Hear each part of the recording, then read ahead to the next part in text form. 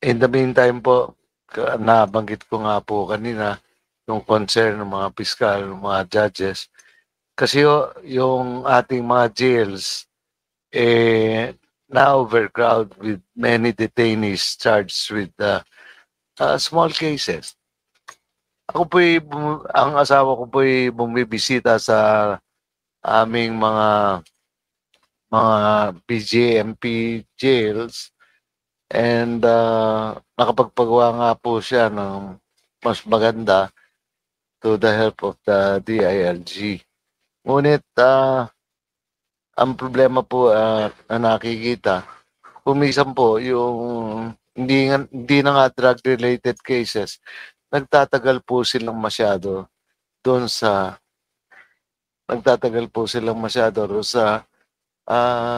mga jails na nandun. So, nagnakaw lang ng manok. Totoo po ito. Nagnakaw lang ng manok. Abutin ka 10 taon. Opo, pwede po, marami po kaming kaso na ganun lamang po. Nakakaawa po yung tao dahil sa halip na siguro magkaroon po sila, ma-rehabilitate po sila, ang nakakasama po nila iba't ibang uri na ng mga kriminal, siyempre po meron pong impluensya na makaka-influencer sa kanila na maging hindi maayos na citizen pagka neighbor, mga dispute na malilit lamang. Napakarami po nun. Sana po ma-consider rin po nung Board of Pardons and Parole nung ako'y nariyan, Bureau, sa inyo po,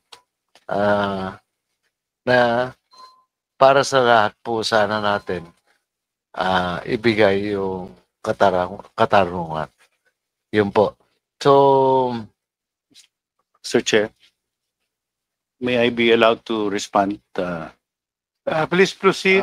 Your second address. Yes, Your Honor, Mr. Chairman. Understandably, because of the lack of sufficient prosecutors, we have to do with the existing plantilla positions handled by the prosecutors. So there is one innovation that we did to address small criminal cases cognizable by the metropolitan or municipal trial courts, consistent with the higher threshold that the Secretary enforced on the filing of cases. We are presently also causing the review of cases pending before the first level courts, meaning the municipal and metropolitan trial courts. And when there is no sufficient evidence to continue the trial of these cases, we seek the dismissal of the cases themselves. So this will free up a lot of the dockets, and the court dockets will be declogged, similar to our higher threshold for filing of cases. We have filing less than half of the cases, but good quality cases ready for trial. So with this dismissal of cases, the prosecutors can devote their time to the more important ones. Thank you, sir. May dadagdag lang po ako.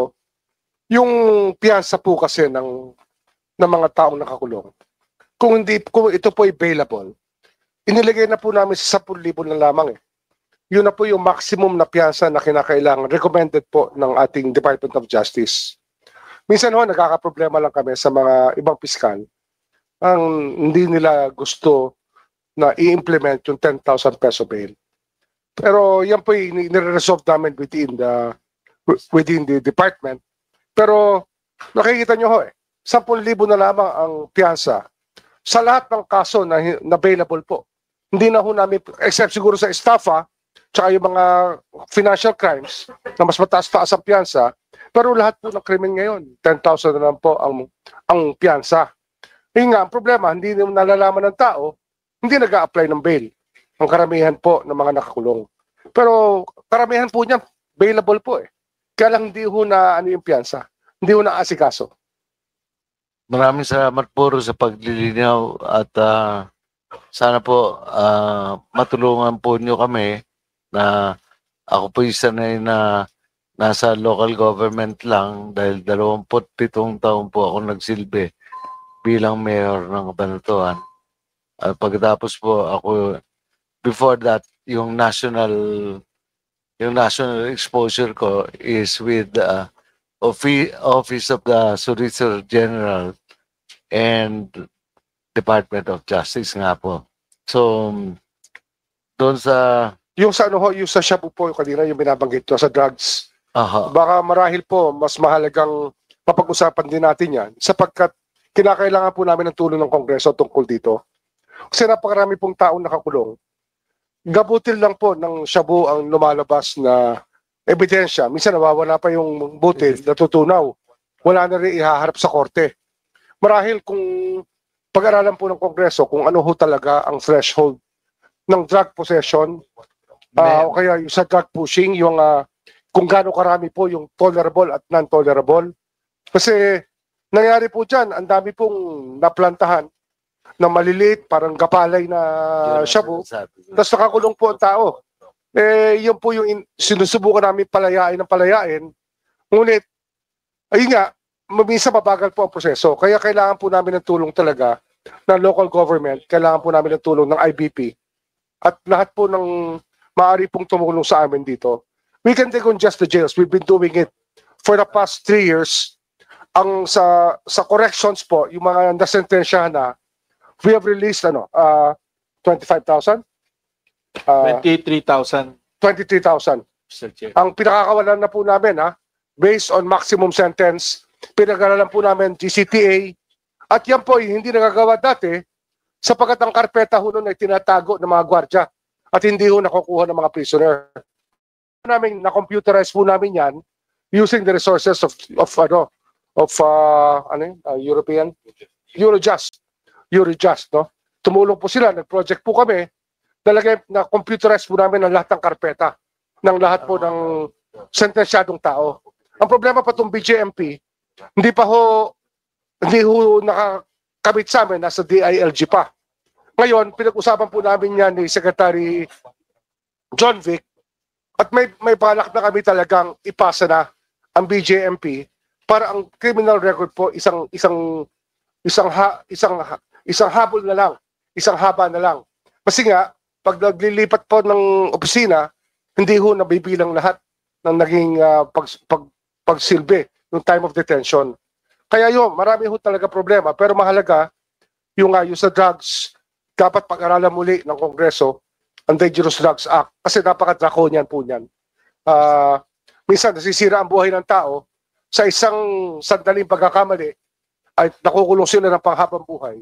Dapat po siguro pag-aralan natin kung paano natin itatrato itong problemang ito. So, sa ngayon po ay last week po ay nag-file po kami, ako ng bill bilang author, and nag-co-author po si Congressman Richard Gomez. Ano po ba talaga ang dapat na gramo? Ideally na let's say drugs po. Ano po ang dapat na gramo? Ano ho yan? I think, Secretary, that will be the last question, and please answer them. That will be the last. sige, one more marahil ho, question. After this, You have one more? sa isang hearing One po more. marahil One more. Please continue, and then we will ang give one more PDEA to... kailangan natin makausap, ang Public Attorney's Office, lahat po ng nakakasama po sa problemang ito na tumutulong upang maayos ang mga kaso, matapos ang mga kaso, marahil po lahat sila kailangan makonsulta natin kung ano dapat ang threshold natin. Tsaka kung ano ang approach sa ating lipunan sa drug problem. Kung ito ba ay health hazard, ito ba ay may second chance pa, o ito ba talaga ay draconian na one strike, you're out. Pero naman po ba ang ating tingin? Sana po mapag-aralan po ng Kongreso. Thank you, Secretary. So last question, please. The very short interjection Uh, related to this one. We will allow you, Congressman Dumogan, but our rules, Section 10, does not allow any intervention when our interpellator has the floor. But I will allow you. But notice to everyone is that Section 10 prohibits anybody from intervening, or commenting on the time of the interpellator. Please proceed. Can we allow Congressman Dumogan first? Thank you very You're the much. exception because the Yeah, first one. Very short.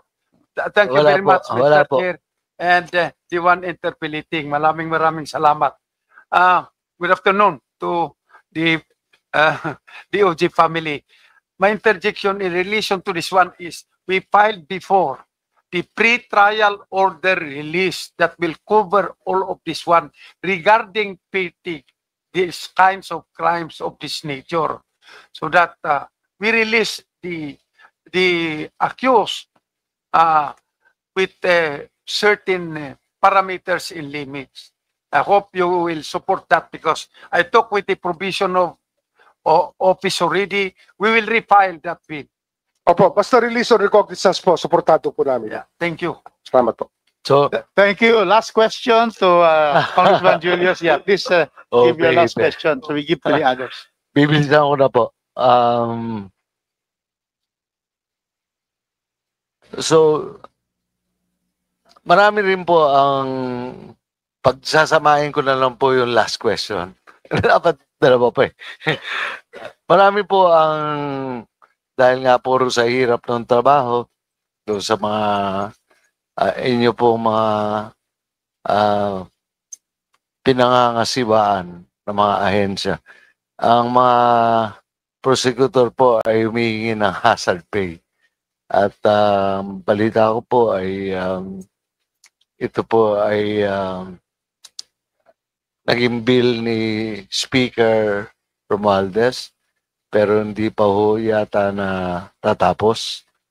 At ang pangwakas lamang po ay sasabihin ko lang po na kino-comment ko ho kayo sa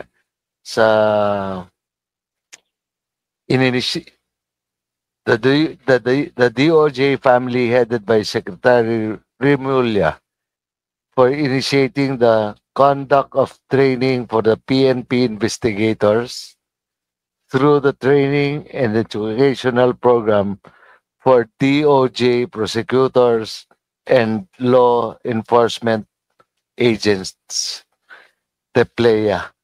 So, in 2024, ang alam ko po ay 1,800 participants. In 2025, 1,600 participants. At kinokomenta ko rin po yung pinili nyo na si Assistant Secretary Eliseo Cruz at ganoon rin po si Undersecretary Vasquez na yung asawa ay nagsilbi bilang RTC judge sa aming lugar noong pong 2004 or hanggang 2008 po. So, ako po ay produkto ng DOJ at mahal ko po kayo. Ako po ay sasabihin ko lang po sa inyo na sumusuporta sa inyo. Salamat po. Maraming salamat po. Thank you. Thank you very much.